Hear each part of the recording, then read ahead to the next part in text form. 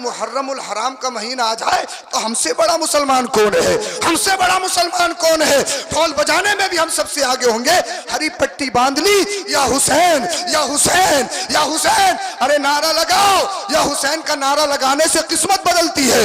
हाँ, या हुसैन का नारा लगाओ, या हुसैन का नारा लगाने से ईमान में पुख्तगी पैदा होती है।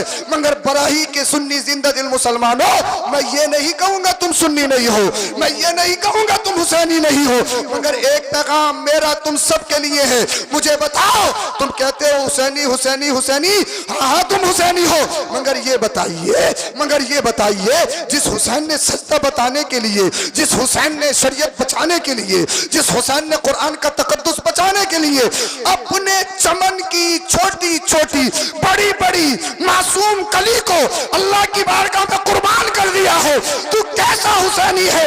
10 मुहर्रम है, उनकी शहादत का दिन है, तू नारे तो लगा रहा है, मगर नारे लगाने से पहले ये भी तो बता तूने फजर की नमाज पढ़ी है या नहीं पढ़ी है। या हुसैन का नारा लगाने वाले ये भी तो बता तूने हुसैन आजम के पैगाम को समझा है या नहीं समझा है।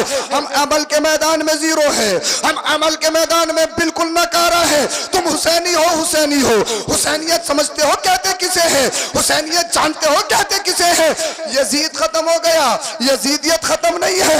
मेरे आका इमाम हुसैन इस दुनिया से बज़ाहिर चले गए हैं, मगर हुसैनियत खत्म नहीं है। जानते हो हुसैनियत क्या है? नमाज पढ़ना ही तो हुसैनियत है, चेहरे पे दाढ़ी रखना ही तो हुसैनियत है, माँ बाप की इत्तिबा और फरमाबरदारी करना ही तो हुसैनियत है, उलमा की ताज़ीम करना ही तो हुसैनियत है, मदरसों की इज्जत करना और उन पर खर्च करना यही तो हुसैनियत है, कुरान करीम की तिलावत करना यही तो हुसैनियत है, अपनों के साथ भाईचारगी से रहना यही तो हुसैनियत है, सच बोलना यही तो हुसैनियत है, अमानत में खयानत न करना यही तो हुसैनियत है, माँ बाप की चेहरे की ज़ियारत अल्लाह अल्लाह सवाब की नियत से करना यही तो हुसैनियत है। आप समझे नहीं हुसैनियत किसे कहते हैं, आप यजीदियत समझे नहीं। अरे यजीदियत कोई करबला के मैदान में खत्म नहीं हो गई, बल्कि झूठ बोलना यजीदियत है, धोखा देना यजीदियत है, सूद खाना यजीदियत है, कमीशन लेना यजीदियत है, बुराई करना यजीदियत है, चुगलखोरी करना यजीदियत है, शराब पीना यजीदियत है, अल्लाह अल्लाह बेहयाई कलाम करना यजीदियत है। अब मैं तुम्हें पूरी तकरीर का रिजल्ट दे रहा हूँ। हर अच्छे काम का नाम हुसैनियत है, हर बुरे काम का नाम यजीदियत है। नारे तकबीर, नारे रिसालत, मसलके आला हजरत, फैजाने आला हजरत, फैजाने हुजूर गौसे आजम, जश्नी दस्तार बंदी, माशाअल्लाह माशाअल्लाह। हुसैनी है, हुसैनी, हाँ बहुत बड़े हुसैनी है। कैसे? क्या हुसैनी अपने मुंह को शराब लगा सकता है? खुदा का वास्ता बुरा मत मानना, देखो बुरा मत मानना, खुदा का वास्ता दे रहा हूं, और गौर करना, फिक्र करना। अगर शराब सही चीज होती तो शरीयत उसको कभी हराम करार नहीं देती। शरीयत ने उन्हीं चीजों को लीगल करार दिया है जिनमें खराबी है, वो सेहत के एतबार से भी और ईमान के एतबार से भी। हुसैनी हो, करबला के हुसैन की याद मनाते हो, मासूम अली असगर का जिक्र करते हो, सईदा सुकैना के तराने गाते हो, मुझे बताइए अपने मुंह को बियर क्यों लगाते हो? सुल्फा कैसे ले लेते हो? मेरे नौजवान भाइयों, तुम हमारी उम्मीद हो, कल हो कल, तुम हमारा फ्यूचर हो। अगर तुम बिगड़ गए तो हमारा कल बिगड़ जाएगा, अगर तुम बर्बाद हो गए तो हमारा कल बर्बाद हो जाएगा, अगर तुम रास्ते से भटक गए तो हमारे बच्चों के पैरों में जंजीरें डाल दी जाएंगी। गुलामी सिर्फ इसको नहीं कहते हैं कि हाथों में जंजीरें हों, गुलामी सिर्फ इसको नहीं कहते हैं कि पैरों में जंजीरें हों, गुलामी सिर्फ इसको नहीं कहते हैं कि जेल में डाल दिया जाए। सबसे बड़ी गुलामी होती है जहनी गुलामी। जहन जब किसी का मुरीद हो जाता है, ये गुलामी सबसे बड़ी गुलामी है। इसलिए कि हाथों से जंजीरें निकल सकती हैं, मुमकिन है, पैरों से बेड़ियां टूट सकती हैं, मुमकिन है, कैद से बाहर आ सकते हो, मुमकिन है, मगर जहनी गुलामी अगर किसी के बेवजह मोतकिद बन गए तो ईमान खराब हो जाता है, अकीदा खराब हो जाता है। तुम हुसैनी हो, मैं नहीं कहूंगा हुसैनी नहीं हो, हुसैनी हो। अरे इस जबान को अल्लाह ने क्यों दिया है? अब तो शराब का नाम बदल दिया गया। बोले हजरत शराब थोड़ी एनर्जी ड्रिंक है, जूस है जूस। मुझे एक बात बताओ, पिग जानते हो पिग? अरे खिंजीर का नाम सुना है? अगर खिंजीर का नाम बकरी रख दो तो जायज हो जाएगा? जायज हो जाएगा? अबे खिंजीर हराम है, हराम है, हराम है। चाहे बकरी कहो, चाहे बकरा कहो, चाहे कबूतर कहो, चाहे कबूतरी कहो, ऐसे ही शराब हराम है। चाहे बियर कहो, चाहे जूस कहो, चाहे एनर्जी ड्रिंक कहो। और आला हजरत फताह रज़विया में इरशाद फरमाते हैं, शराब बनाने वाला, शराब पिलाने वाला, शराब गिलास में लौटने वाला, शराब ढोने वाला, शराब बेचने वाला, शराब पे मुआवनत करने वाला, शराब पीने वाला, तकरीबन आला हजरत ने 12 या 10 लोग गिनाए हैं, वो सब शराबी के हुक्म में है। अब मुझे बताओ, मैं तुमसे कहना चाहता हूँ, तुम गंदी शराब को अपनी जबान से लगाते हो। ये जबान कितनी मुकद्दस जबान है, ये लब कितने मुकद्दस लब है। अल्लाह ने तुम्हें होठ दिए हैं तो जानते हो क्यों दिए हैं? कुरान कहता है अलम नजअल लहू ऐनैन व लिसानन व शफतैन व हदैनाहु नजदैन। इंसान अपने आप पे गुरूर और तकब्बुर करने वाले, अपने आप पे घमंड करने वाले, साहब मेरी ड्रेसिंग देखिए, मेरा लिबास देखिए, राडो की घड़ी बांधता हूँ, लेदर का शूज पहनता हूँ, रामन का या ब्लैकबेरी का सूट पहनता हूँ, मेरा रहन सहन तो देखिए। आपकी हैसियत, आपका स्टेटस क्या है? आप जितना उठाते हो,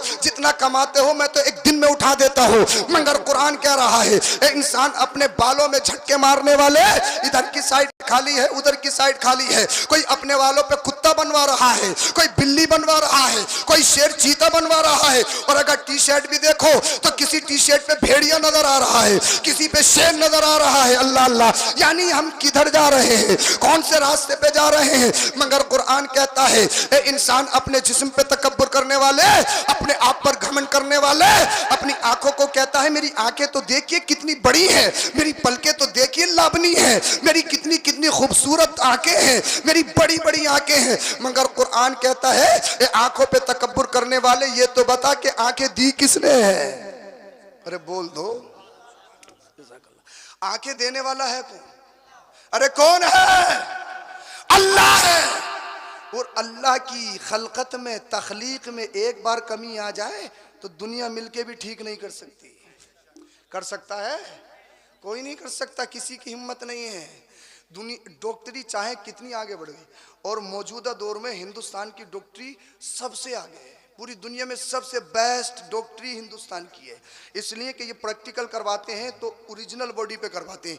दीगर ममालिक में बीओएमएस जो होता है वो डमी पे प्रैक्टिकल करवाते हैं। तो हिंदुस्तान डॉक्टरी में बहुत आगे है। मगर अगर अल्लाह की तख्लीक में कोई कमी आ जाए तो चाहे हिंद का डॉक्टर हो, चाहे अमेरिका का हो, चाहे जर्मन का हो, चाहे जापान का हो, चाहे ऑक्सफोर्ड का हो, चाहे ब्रिटिश का हो, दुनिया के किसी भी खित्ते, किसी स्कूल, कॉलेज, यूनिवर्सिटी का हो, अल्लाह की तख्लीक में अगर कमी आ जाए उसको पूरा नहीं कर सकते। इसलिए कि कुरान कहता है लक़द खलक़नल इंसान फी अहसनि तक़वीम। रब ने फरमाया हमने इंसान को कितना खूबसूरत पैदा किया है, कितना हसीन और जमील पैदा किया है। अब इरशाद फरमाता रब, ए इंसान अपनी आंखों पे तकब्बुर करने वाले, ये तो बता के आंखें दी किसने है? तो मेरा जवाब, तुम्हारा जवाब होगा आंखें देने वाला अल्लाह है, आंखें देने वाला अल्लाह है। और आगे अल्लाह ने फरमाया वलिसान, ये जो जबान है 2-2 मीटर की, अगर कुछ हो जाए तो पूरे महल्ले में सब सुकून थोड़ी लेने देगा। गाली में सबसे आगे, बोलने में सबसे आगे। मेरा रब फरमाता ये बता जबान देने वाला है कौन? अल्लाह जबान देने वाला है। वह शफतैन, ये जो होठ हैं गुलाब की पत्ती जैसे, अगर किसी के मोटे हो तब भी गुलाब की पत्ती जैसे। ये जो होठ हैं, अगर होठ ना हो, तसव्वुर करो इंसान के, अगर होठ ना हो तो इंसान कैसा लगेगा? इमेजिन करो जरा, इंसान लगेगा। सारे ऐब जाहिर हो जाएंगे। किसी का एक दांत दिल्ली को भाग रहा है, दूसरा लखनऊ को भाग रहा है, तीसरा संभल को है, चौथा मुरादाबाद को है। ये दांतों के जितने भी ऐब हैं उसको छुपाए हुए हैं होठ। मगर मुझे बताइए ये होठ देने वाला है कौन? मैं कह रहा हूं आप हुसैनी हो, हुसैनियों, ये बताओ शराब को अपनी जबान से लगा कैसे लेते हो? बच्चा अपनी माँ के पेट में 9 महीना रहता है, कम से कम 6 महीना, ज्यादा से ज्यादा 2 साल जीवित रह सकता है माँ के शिकम में बच्चा। 6 महीने में अगर किसी बच्चे की पैदाइश हुई है तो सहीहुन नसब उस बच्चे को माना जाएगा, उसके बाप को असली माना जाएगा। हमल प्रेगनेंसी की जो अकल्ले मुद्दत है वो 6 माह है, और ज़्यादा से ज़्यादा 2 साल तक बच्चा माँ के शिकम में ज़िंदा रह सकता है। और बहुत सारे बच्चे दुनिया में आए भी हैं कि जिनके दांत जम चुके थे, बाद में उनकी पैदाइश हुई है, तारीख में उनका जिक्र है, मगर मेरा मौजू वो नहीं। अब मैं आपसे एक बात कहना चाहता हूँ, 9 महीना बच्चा माँ के पेट में रहता है, बच्चे की नशो नुमा होती है, बच्चे की परवरिश होती है, तो बच्चा खाता क्या है, बच्चे की ग़िज़ा क्या होती है?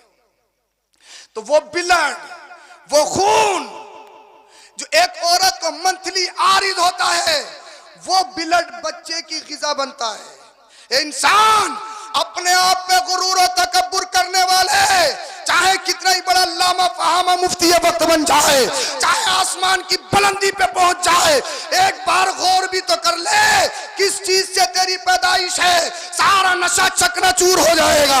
ये मैं नहीं कह रहा हूं, ये कुरान तुम्हें याद दिलवा रहा है, अल्लाह तुम्हें याद दिलवा रहा है। अब वो ब्लड बच्चा माँ के पेट में खाता है, जो तुम्हें सुनाना चाहता हूं असल वो सुनाने की कोशिश कर रहा हूं, अल्लाह अल्लाह। लेकिन वो ब्लड, वो खून बच्चे को माँ के पेट में दिया जाता है मुंह के जरिए नहीं, नाफ के जरिए। किसके जरिए? हालांकि खाने पीने की जगह तो मुंह है, ये नाभि के जरिए माँ के पेट से ब्लड क्यों दिया जाता है? हालांकि खाने पीने का जो मदखल है वो तो मुंह है। ए अल्लाह, जब दुनिया में आ जाए, दुनिया में आने के बाद में बच्चा ग़िज़ा खाता पीता है मुंह से, लेकिन जब माँ के पेट में है तो बच्चा अल्लाह अल्लाह नाफ से क्यों खा रहा है? तो जवाब मिला, इसमें मसलियत ये है, ब्लड नापाक होता है, खून नापाक होता है। अल्लाह ने ये जबान, ये मुंह गंदी चीजों के लिए नहीं दी है, ये जबान, ये मुंह अल्लाह के जिक्र के लिए है, रसूलुल्लाह के जिक्र के लिए। बेशक बेशक, सुभान अल्लाह।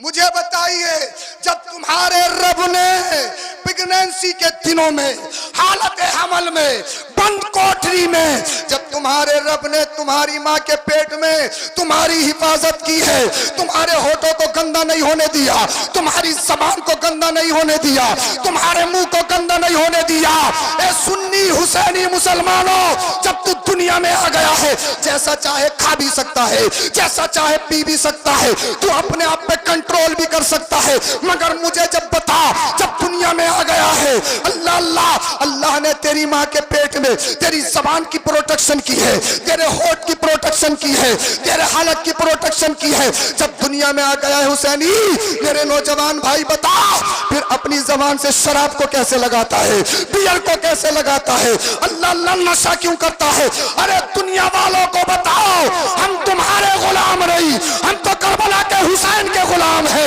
जब गुलाम हुसैन तुम सच्चे पक्के बन जाओगे, और जानते हो कैसे बनोगे, सिर्फ नारे से नहीं बनोगे, सिर्फ 10 मुहर्रम से नहीं बनोगे, सिर्फ हरी पट्टी लगाने से नहीं बनोगे। मेरे हुसैन की जिंदगी तो पढ़ो, मुस्तफा के घर वालों का फ्यूचर, मुस्तफा के घर वालों का नेचर, उनका किरदार, उनकी जिंदगी तो पढ़ो, तुम्हें पता लग जाएगा हुसैन कैसे बनते हैं। आज तुम कह रहे हो हमारे हालात खराब हैं, हम परेशान हैं, हम मजबूर हैं, हमें दबाया जा रहा है, हमें मारा जा रहा है। अल्लाह कोई खालिद बिन वलीद भेज दे, कोई मोहम्मद बिन कासिम भेज दे, कोई टीपू सुल्तान भेज दे, कोई सलाहुद्दीन अय्यूबी भेज दे, मगर बराई के सुन्नी जिंदा दिल मुसलमानों, मुझे ये तो बताओ, क्या खालिद बिन वलीद आसमान से नाजिल होंगे? क्या मोहम्मद बिन कासिम आसमान से नाजिल होंगे? क्या सलाहुद्दीन अय्यूबी आसमान से नाजिल होंगे? नहीं नहीं, तुम ही में से किसी को खालिद बिन वलीद बनना पड़ेगा, तुम ही में से किसी को मोहम्मद बिन कासिम बनना पड़ेगा, तुम ही में से किसी को अल्लाह अल्लाह टीपू सुल्तान बनना पड़ेगा। मगर कैसे बनोगे जब पूरा दिन पूरी रात नशे में रहते हो?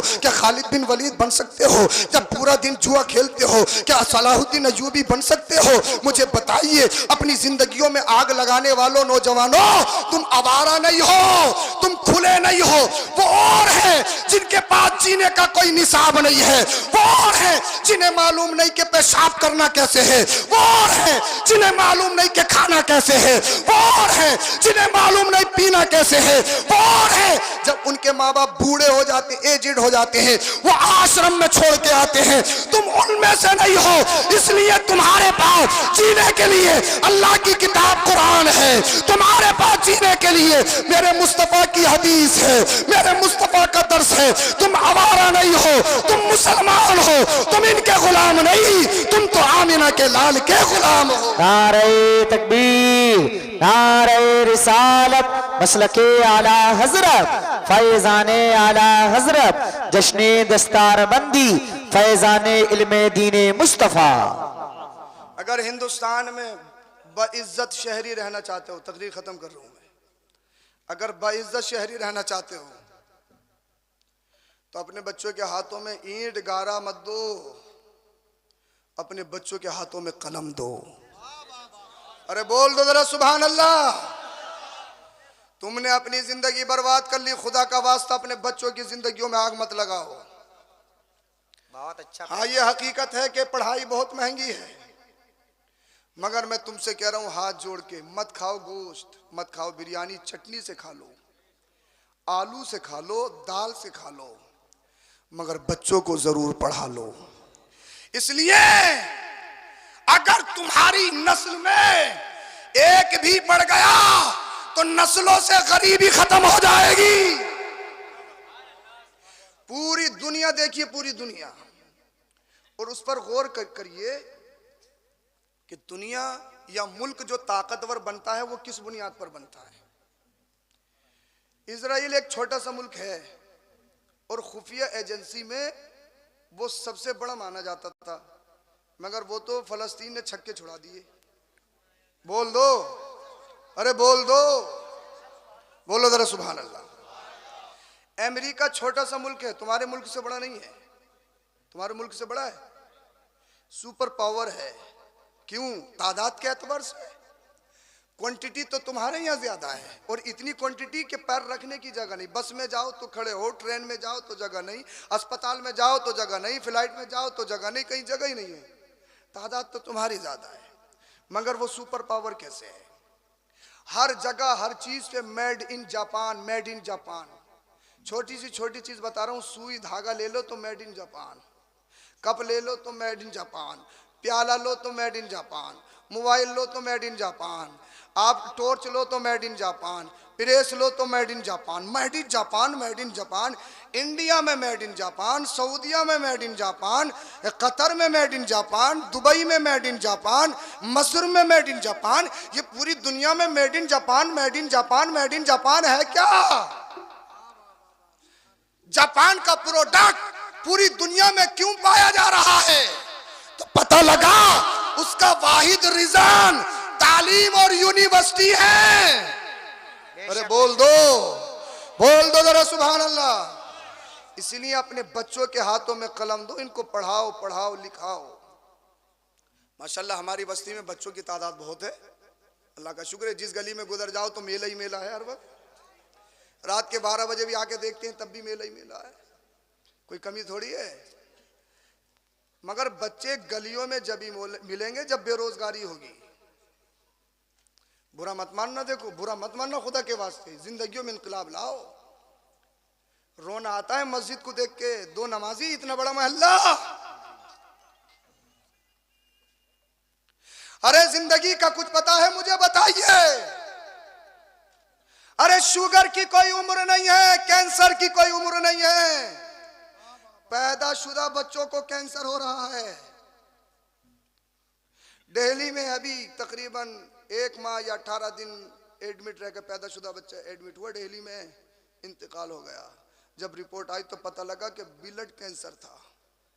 क्या खाया उसने, क्या पिया? पैदाशुदा बच्चा ब्लड कैंसर।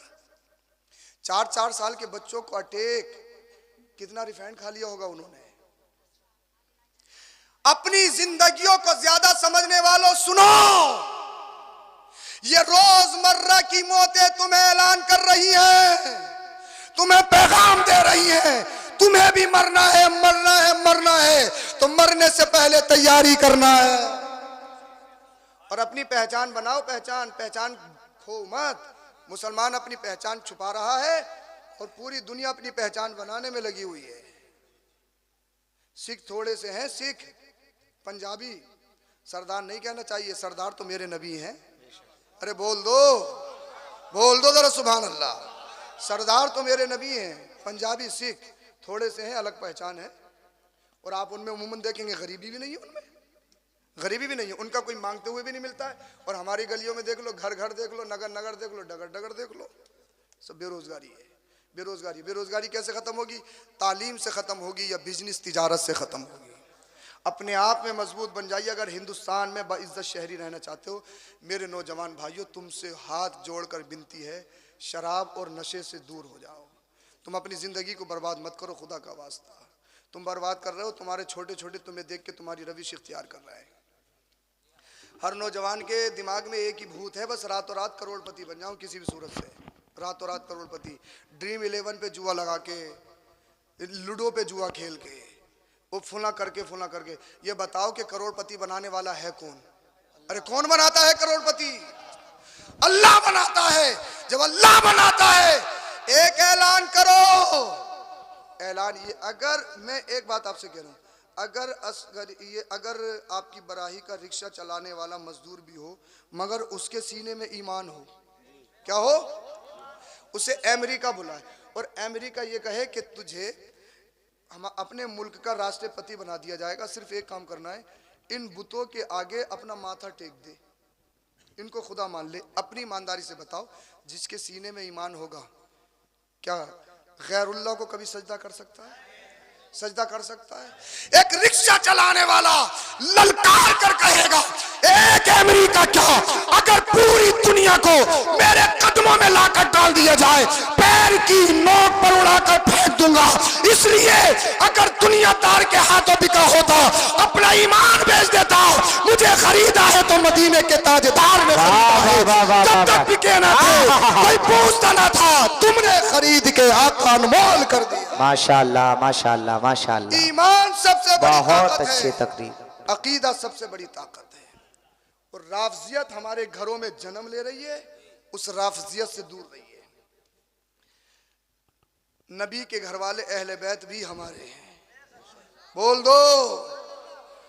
और मुस्तफा के सहाबा जिन्हें सितारों से तशबीह दी गई, वो भी हमारे हैं। हमारे हाथों में दोनों दामन हैं। वो बदनसीब हैं, किसी के हाथ में सिर्फ कहने को अहले बैत का दामन है, किसी के हाथ में सिर्फ कहने को सहाबा का दामन है। अल्लाह का करम है, सिर्फ कहने वाले नहीं हैं। हम नबी के घर वालों के भी गुलाम हैं और मुस्तफ़ा के सहाबा के भी गुलाम हैं। बेशक बेशक। हर सिहाबी नबी जन्नती है। सहाबा और अहले बैत अतहार का आपस में बड़ा गहरा कनेक्शन, बड़ा गहरा ताल्लुक रहा है। एक बात याद रख लो, जिससे नबी के नवासे इमाम हसन ने सुलह की हो, हम उससे अदावत नहीं कर सकते।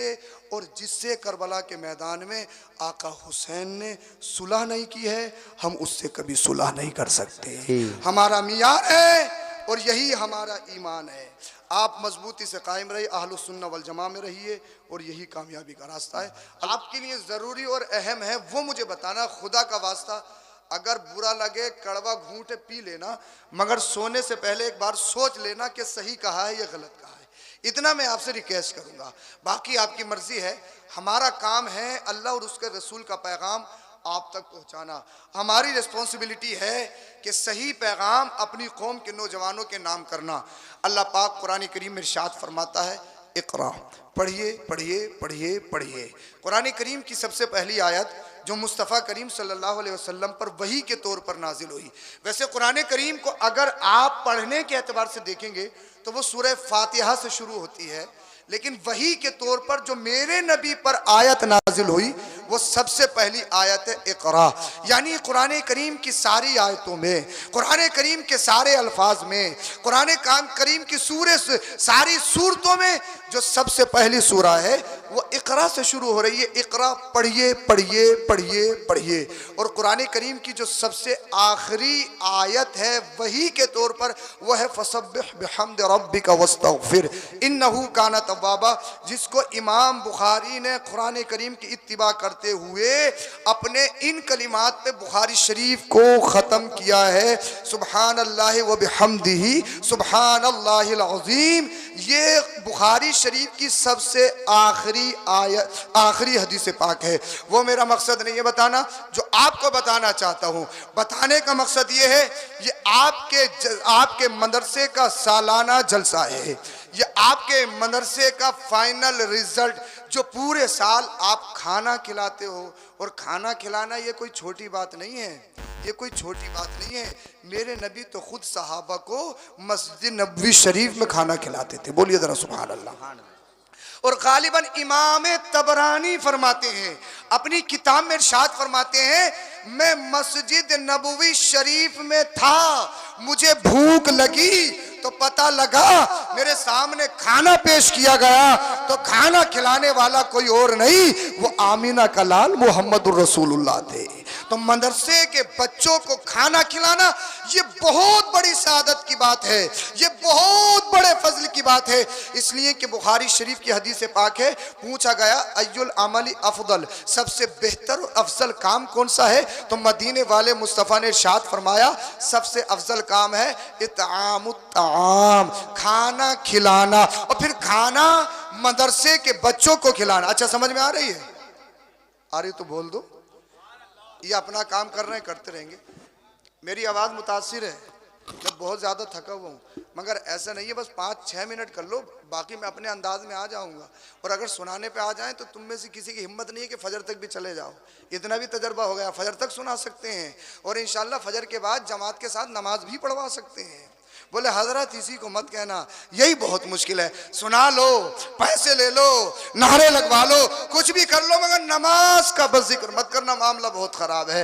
ये इतना बड़ा मोहल्ला है हमारा, लाल मस्जिद में देखिए किसी टाइम में 2 नमाजी हैं, किसी टाइम में 3 नमाजी हैं, किसी टाइम में 4 नमाजी, अल्लाह अकबर कबीरा, और साहब अल्लाह अल्लाह, पूरा हिंदुस्तान, सारे मुसलमान, ए अल्लाह हम लुट गए, हमें सताया जा रहा है, हमें मारा जा रहा है, हमें काटा जा रहा है, हमारी बहन बेटियों की इज्जत पे ढाका डाला जा रहा है, हमारी बहन बेटियों को जबरन इर्तिदाद की तरफ ले जाया जा रहा है। हम सच्चे पक्के मुसलमान हैं और ऐसे मुसलमान अगर